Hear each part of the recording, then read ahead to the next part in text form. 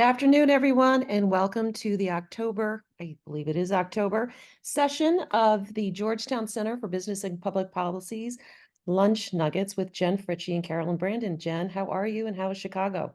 Oh, Carolyn, I'm good. Although we were both saying our life will be much better once college applications are behind us and the election, In the November election. 7th, great day. It's this fall is really tough. We are so excited and very pleased to have our special guest, Nathan Leamer, CEO and founder of Fixed Gear Strategies, to join us. And everybody and their brother, not just inside the Beltway, but around the country is, trying to figure out what does the election look like and what are the ramifications under option A or under either option. I'm not trying to say one is better than the other, but depending on how the election goes. So we thought we would bring one of the most astute political minds on telecom and tech issues to join us today and see if we can't do a little bit of tea leaf reading. And just to put you on the spot, Nathan, perhaps after the election, we can have you back on and we can, do a little retrospect and see what we were talking about today and what proved to be true and maybe what was a red herring. So Nathan, thank you very much for joining us. Maybe you could share a little bit about your background before we get started with folks who may not be familiar with you. Yeah, thanks for having me. Jen and Carolyn, both big fans of your work and the little nuggets and just everything you guys have done in this space. Both of you guys have been mentors in different ways to me over the past 5-10 years. So I appreciate that very much. As you say, I do a lot of the intersection of telecom policy with the reality of politics. So a lot of the work that I do with clients and people is trying to help them see how do you get across the finish line with a policy issue. Like I see myself as a campaign manager, but not getting to a November. What do you do after November? How do you actually leverage all the different political dynamics and the different organizations and entities that are out there in media to get something across the finish line? And so I'm paying attention to November's election, not as much about the future of the country, but more about how this affects this specific cul-de-sac of policy that we know as telecom, and sort of the reality that, there are so many people out there who could talk about the political horse race and how its implications on so many large policy issues, but ours is just as important. And in many ways, telecom is in so many ways the grandfather of tech and emerging technology policies. You couldn't even think about AI without a lot of the conversations around the 1996 Telecommunications Act. And I've had the pleasure of the past, 10, 15 years of getting to work with some excellent minds in this and be there, learn from them. And I'm now able to put that into practice. And yes, Fixed Gear Strategies is named after my bike, which is back here. Got a couple bike races coming up, and never cease an opportunity to get on that thing and ride along. So Thank you very much for acknowledging how important this sector is. I know some of our issues are a little bit dry. They're technology driven, which for most people gets very complicated very quickly. But to your point, that telecom sits at the heart of everything we're talking about in terms of digital connections, the capability of AI, the capability of quantum computing. I mean, if you look at the investment numbers, this sector over more than 20 years has significantly invested on a very regular basis. There have been dips based on the regulatory situation at the time, if you look out over the last 15 years.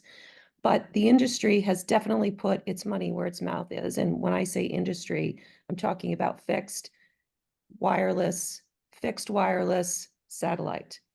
So with that, let me just take a step back before we jump into sort of the, future look and just ask, based on your connections and your experience at the FCC, in the past, what do you think the tenor is over there? Are folks just going about their regular job, doing what they need to do, or is there a sense of, what, we're going to kind of hamper down and see what happens with the election and then get back to doing things?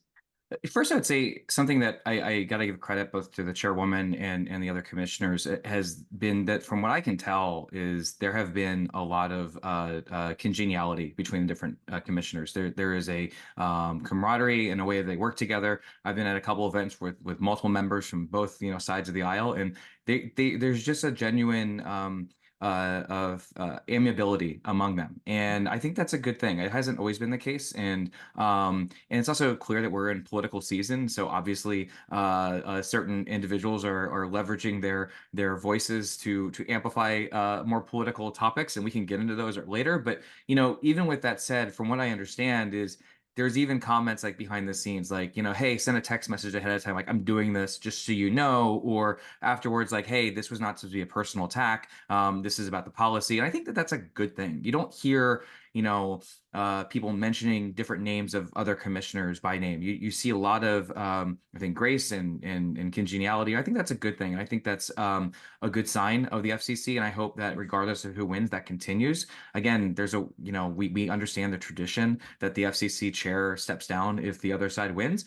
There's a world in which that person may not want to stand down, and how that plays out. And I think that all these other interactions now can help make those transitions better. And the same goes if the other way around, right? Like, how do you, when Biden won, by stepping down, putting to bed any question that he might stay on, things like that. I think that's a good thing. I think we need to continue that. Now, at the agency, from what I can tell, is there's a little difference in the way they've been going about things recently. I saw several items get dropped from the agenda in October, and I imagine that we will see fewer and fewer items over the next couple months, or maybe the next month or two, depending on the outcome. But that's like the first thing that pops to my mind, is that the agenda seems to be lighter this month than it was before, and it might pick up next month depending on how the outcome looks.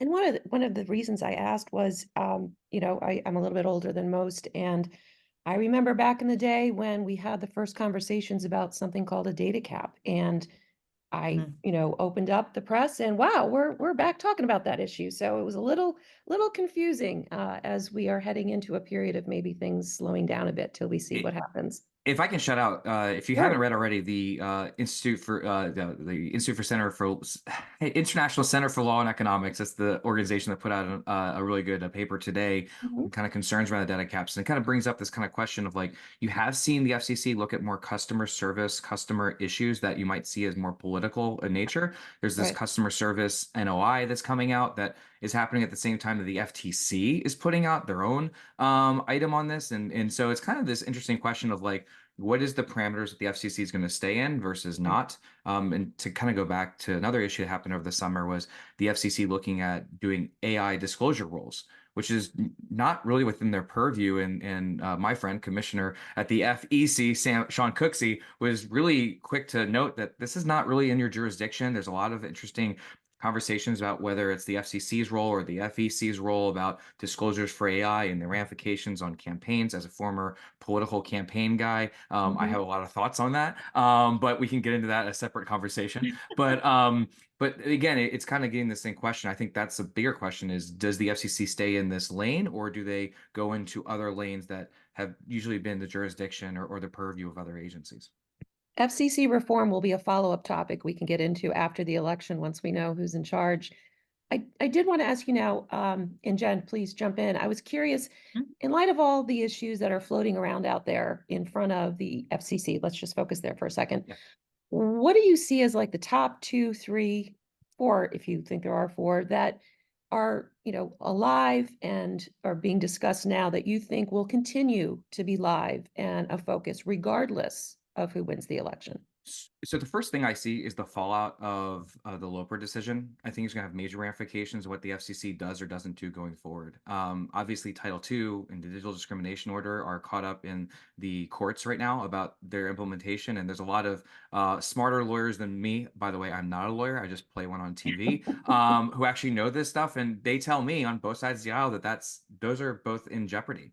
And so I think the reality for this FCC, especially if the Harris team wins, is what do you do with the fallout of that? If digital discrimination order gets struck down or the Title II gets struck down, those are major items for this commission. And so how do they deal with with how do they pick up the pieces from there? Do they restart the conversation? Do they look at it? Do they look for Congress for more direction? Those are the things that I think has to be the first thing they address. And to be honest, this also applies to the right center of the aisle. If Trump wins, there are a lot of items, particularly around Section 230 and big tech, that you kind of need Chevron deference to be able to move forward on. And so the question for me for that is, what does that look like in a post-Loper world? So those are two things that I think are the first thing that both sides of the aisle have to sort out. Mhm. And the second one I'd say is affordability. The entire conversation on affordability has been very interesting because, And here you're Chairwoman. talking about ACP in Yeah, particular? ACP Okay, and okay. USF, Yep. Universal Service Fund.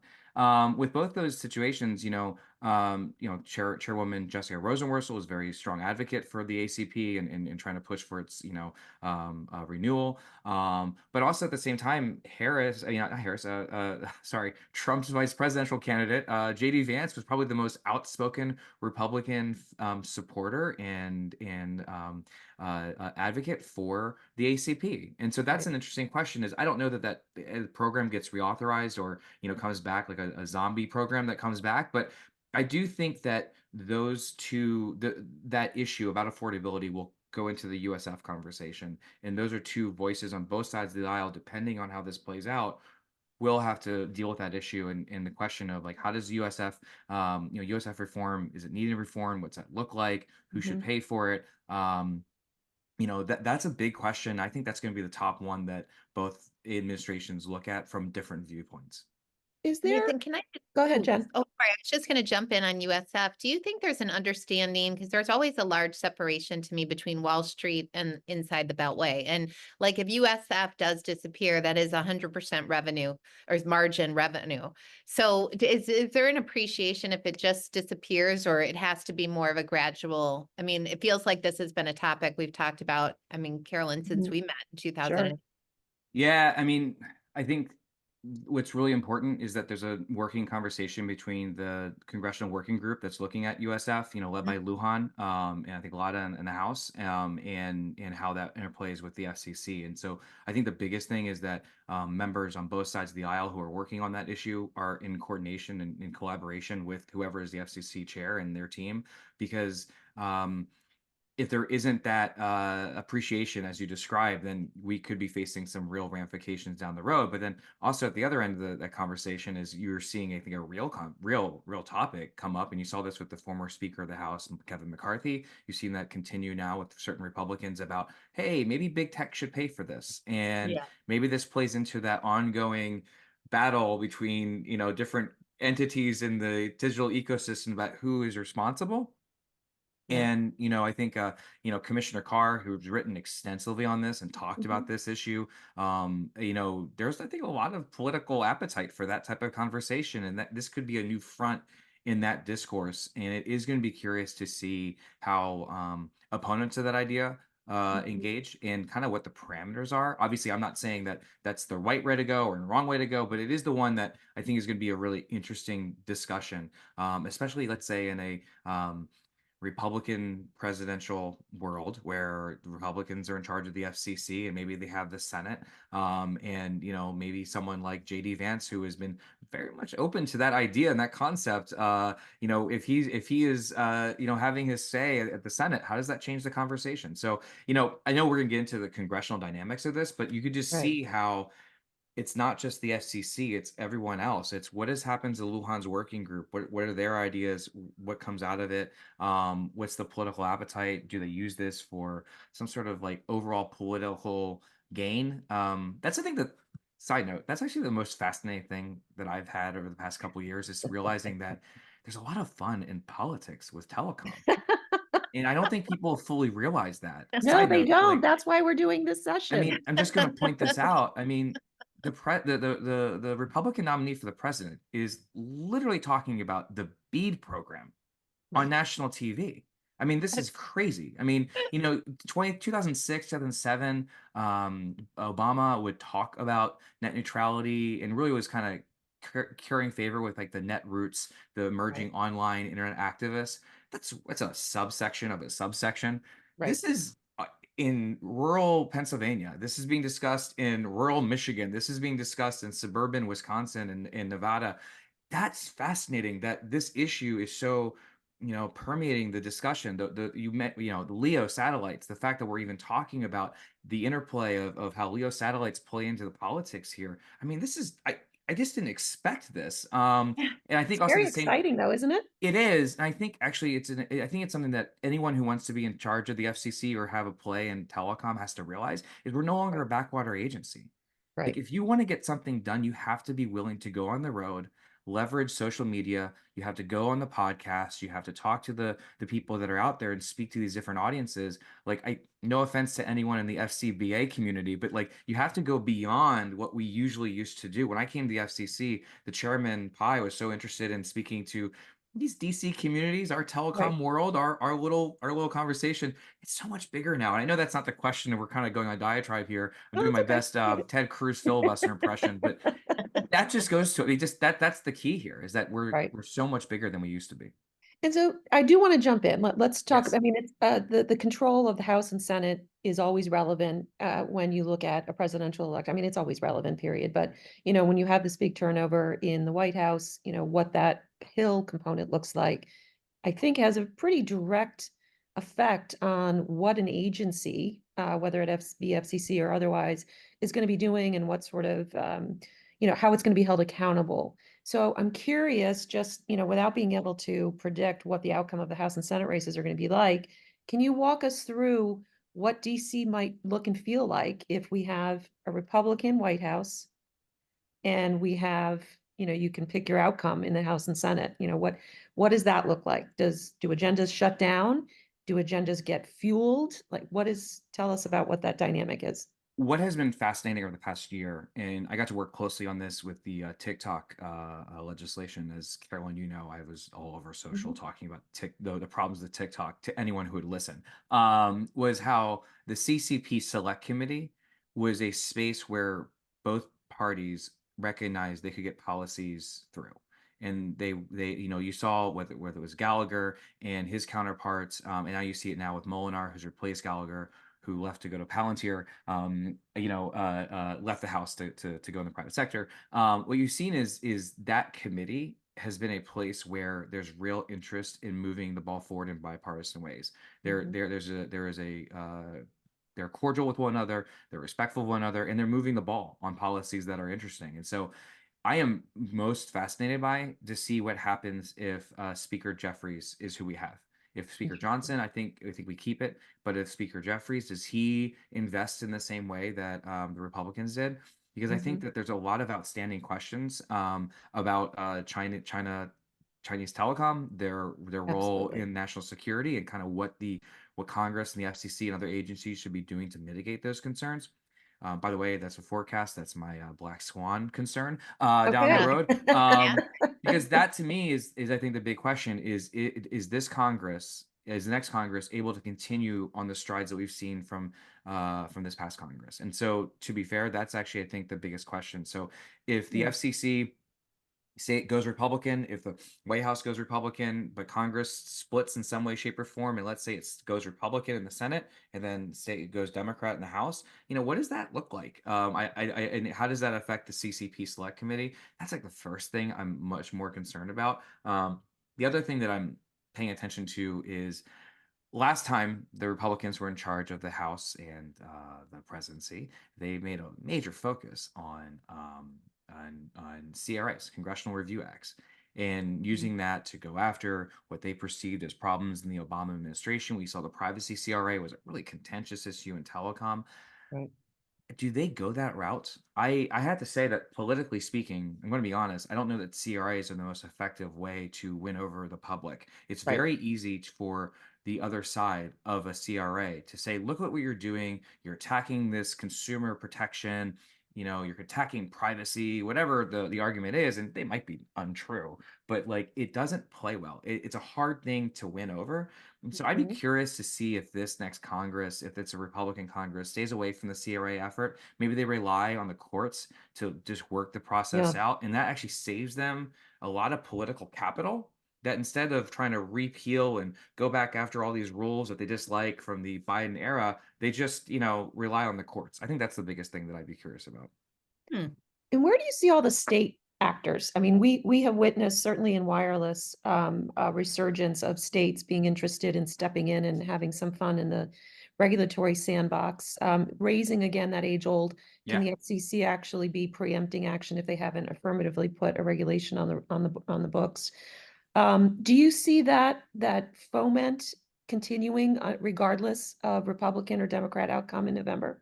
Oh my gosh, yes. And I'll say it's actually an interesting space. Hold on. I gotta find this. I had this interesting article that came out today. Here we go. Okay. So BSA just came out, Software Alliance just came out with a analysis that said that there are 700 bills and 113 laws implemented just on AI in the states. Just on I'm AI. sorry, Wow. how many? Could you repeat that? There were 700 bills introduced and 113 bills passed into law in the states just on AI alone. And so Wow. I think whether it's tech, emerging tech, Web 3.0, Web 1.0, which is what we are, the telecom space, you're absolutely going to see more engagements in the states. And I think also because the ramifications of AI on telecom are huge. One of Right. the biggest stories of this year was the FCC rightly, and everyone should agree with this, is that rightly went after the robocaller that was impersonating Joe Biden Right. through robocalls. And they used the FCC enforcement action to go after them. Now, I would argue that's actually a reason why we don't need a new AI law because you Right. already have the FCC can go after these kind of consumer protection issues.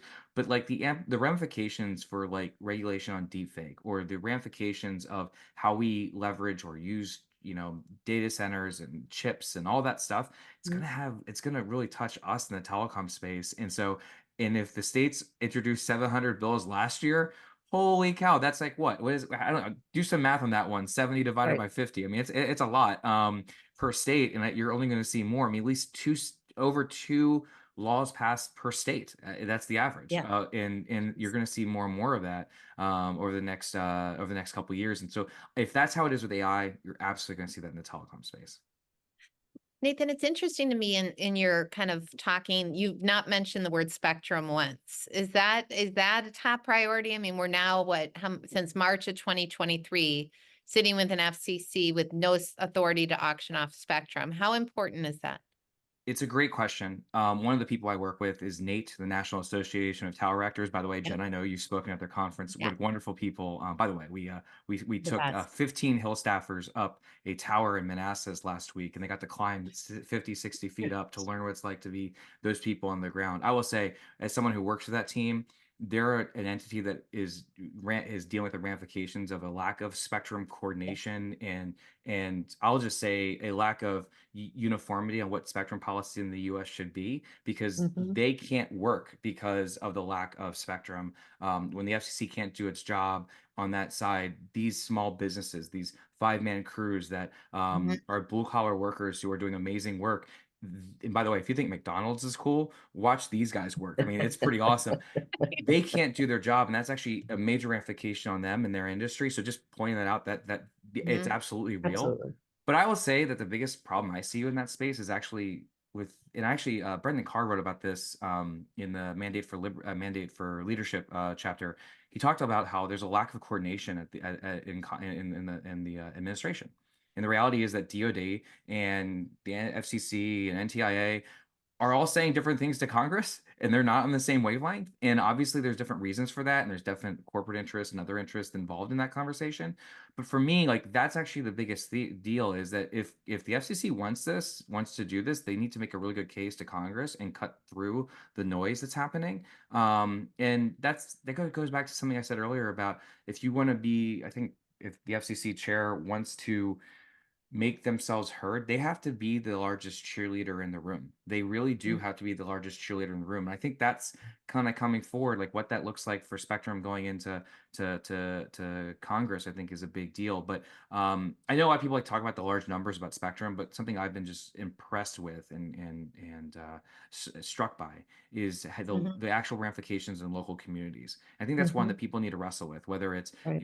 one entity, how they're using Spectrum, or another company or another organization, how they're leveraging Spectrum. But I think it has to be local. I think that Yeah. has to cut through. And I see that with my tower guys every day because they're ready to build. They're absolutely ready to build, but they can't build if there's no leadership from the top. And so, as you said, with Congress, with the new leadership, what does that look like, and how does that play out going forward? So that's my Spectrum corner based on your question. I Got hope it. that's a helpful Perfect. answer for you.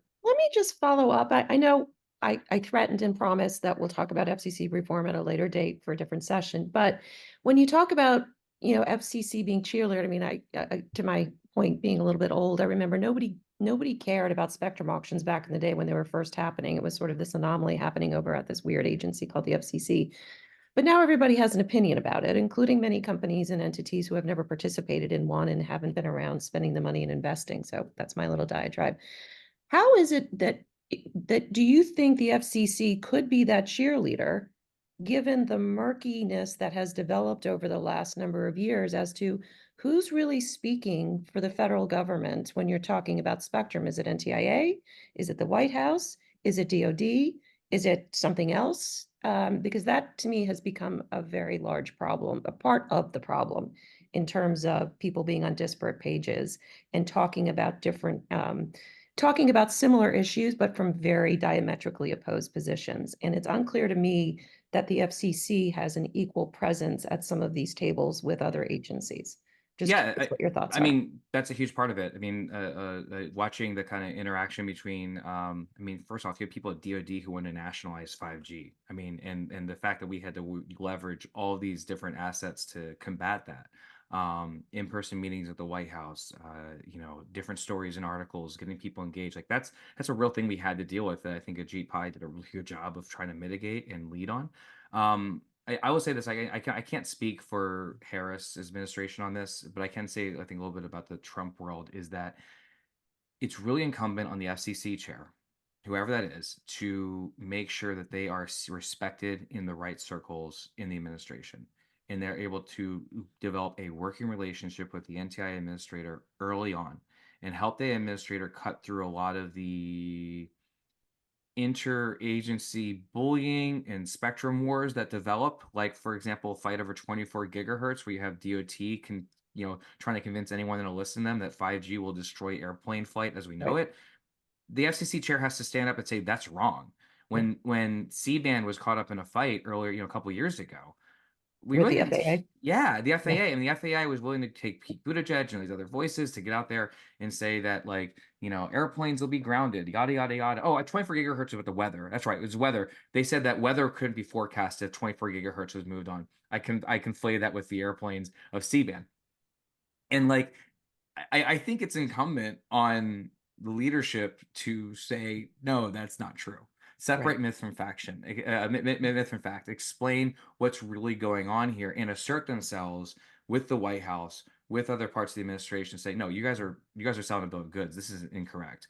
I think Chairman Pai did a really good job of that. I think one of the best examples of that was the 5G fast plan. I think the way he wrote the balance about and also laid out a plan that looked at every part of the spectrum equation and said we're going to do it in all the above approach. We're going to do this here and do this there, and he always we always tied items together that Right. made different parts of the ecosystem happier, so Which I think that you need to do. I That think you made have to perfect do. sense. That's It's a a very huge thing right. that has to do. You have to take. Right. I know people don't like that word balanced approach, but I have to say, like, even in the way that you're applying the policy conversation, you have to take balanced measures to make sure that I read to my kids this book about a mother bird who feeds all of the baby birds. You have to make sure that everyone gets a worm. You have to make sure everyone in the conversation gets a worm at the right time. I agree. I think, to be Right. fair, the That's the new FCC tagline. has Everyone gets a worm. everyone you have to do that. And actually the best way of doing that is by putting a lot of items on the agenda every month. Right. That's Yeah. going to be key, is put all these things out there. Oh, we're going to do this infrastructure reform. Well, if someone's not leveraging that type of infrastructure, we're going to have another item that talks about that type of infrastructure. And we're going to do this band and that band, and everyone gets a band, and everyone, it's the more you can put out and the more that you can keep your agency rolling, it Yeah. gives everyone something positive to say. Yeah. No, And then I think that's minimizes the negativity. I mean, I think we saw that with the Wheeler chairmanship versus Pi. We did like 3 or 4 times more items than they did, and I think there was so much noise that it becomes harder to fight all of the little ones that you have an issue with, and you have to see the bigger picture. And so I would encourage whoever is in charge to take that approach of like, be bold, go big, Right. make that agency work. Come on, they're Yeah. government employees, they can do a little bit of items. Let's see what You they can do. See they what the got a budget. capacity is. Exactly, the budget's key. How can we do that? That's I think a big part of that conversation. All right, so Jen, I'm saving the last question for you, and you hinted at it already, Nathan, Yes. but just wanted to throw out there. So here's what I've been hearing. Things like maybe Section 230 conversation debate that's been going on for a while. Maybe that's, another one that's front page news under Trump administration. We know potentially privacy issues, whether it's related to AI or other things, will likely be, out there, certainly, at the state level, if not the federal level. Yeah. You've got spectrum issues. Those are going to be hot and heavy regardless Yeah. of which, way the election goes. We've got, this I'll call it obsession over AI happening all over the country at every agency and every regulatory and legislative body. So whether that continues to be front and center at the FCC, we'll see. Are there USF reform, or maybe it's a bigger discussion than just USF. It's all of these broadband subsidy programs, many of which were instituted several years ago under Obama. And I don't know that anybody's done a true up to find out exactly what the heck the status of this digital divide is, given all the billions of dollars that have been spent and are in the queue to be spent.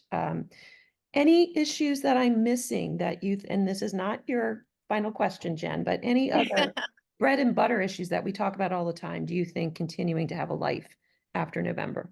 I think there has to be more conversation about infrastructure reform. I Okay. think, the conversation about wireless, wireline infrastructure, we saw some Yep. changes in 2017. It's been several years. We've seen the impact of that. What can more Right. be done? I think, Carr has talked about it quite a bit, is federal permitting changes on Yep. federal land. I think that's going to be a bigger thing that we see more of. I see it's actually some people on Capitol Hill introducing bills relating to that, and hopefully it gets more attention. Hmm. And also, I'll actually say this: I think the AI and the Elon conversations around, we see a lot of like, oh, should we be doing better accountability with government spending and stuff? Hmm. Look, Senator Thune has done yeoman's work highlighting the fact that there's like hundreds of broadband programs between 15 different agencies, and no one knows what they're doing. And so I think to your point, like that's a great opportunity to see, wait, what are we spending? How do we do that? What's it look like? Right. The one other point I'd say is BEAD. Like, look, like obviously there's been a political hot button issue. If Trump wins, what's the BEAD program look like? Does it have all the DEI and union requirements and climate mandates that we saw or the past couple months and years?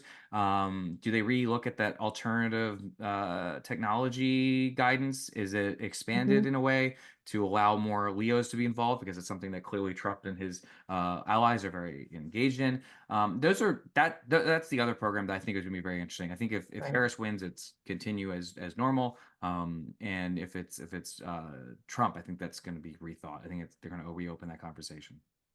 And Good. so I guess for the last question is, you did allude to it. What did you see the Black Swan event that maybe people in my world and your world in DC are not really focused on as much as they should be?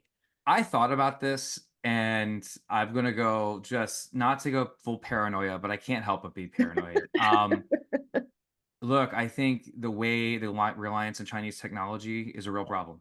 And I think that if there is a war in Taiwan, I think that's something that people should be Mhm. absolutely concerned about, and that ramifications on everything from, chip manufacturing to our supply chain and whatnot. But even so, like, I mean, look, like whether it's the routers you use or whether it's the phones we're using, I mean, I can't help but watch what happened a couple weeks ago in Lebanon and be like, what possibly could be out there? What's next? And I don't think I don't think we're gonna have the same example of the Trojan horse and the pager phone. But I think the ramifications of what could happen if our infrastructure or our networks are insecure, and Right. what actually happens if that ticking bomb, metaphorically, figuratively, not literally, I hope, does go off, that a lot of people are warning about. And I think that's, again, goes back to the CCP Select Committee. Yeah. This is really important, that if the Harris administration or the Trump administration goes forward, what is our connections to various entities that are more nefarious, and how how vulnerable is our digital ecosystem, and that is the thing that I think should keep people up at night. I really hope that that doesn't happen, but it's something that I think we should be very, very concerned about. And anyone who has a teenager on TikTok, you'd recommend they get off. I mean, look, hopefully the law will be implemented in a way that they're out soon.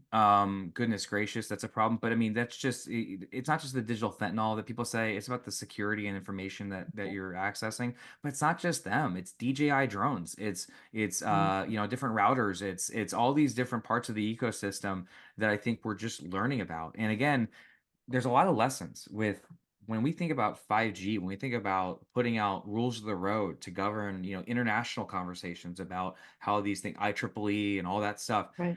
NTU, it doesn't just apply to telecom. There are a lot of lessons that we should be applying when it comes to telecom to AI and these emerging technologies. And look at what I got to be part of under Pi's administration when we were combating the concerns of Huawei in Europe. Mhm. Because of Right. American leadership, a number of nations in Europe cut back on what could have been a major vulnerability with Huawei.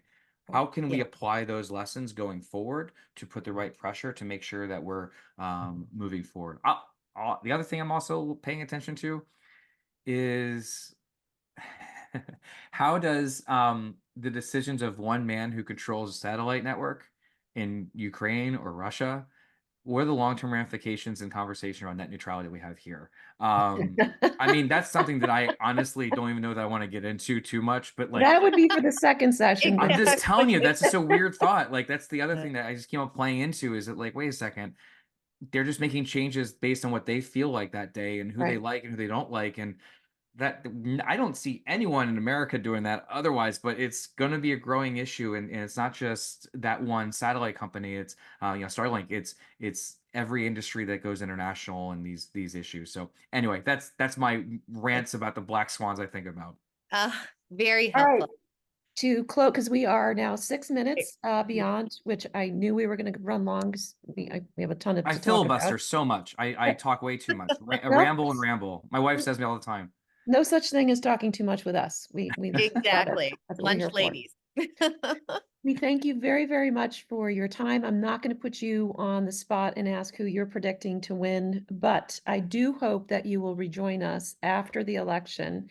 Maybe we can do a special session, sort of a post-election debrief with Nathan and maybe one or two others. And we'd love to have you back to continue talking. I mean, so many additional topics that bear on what telecom and tech policy is going to look like going forward.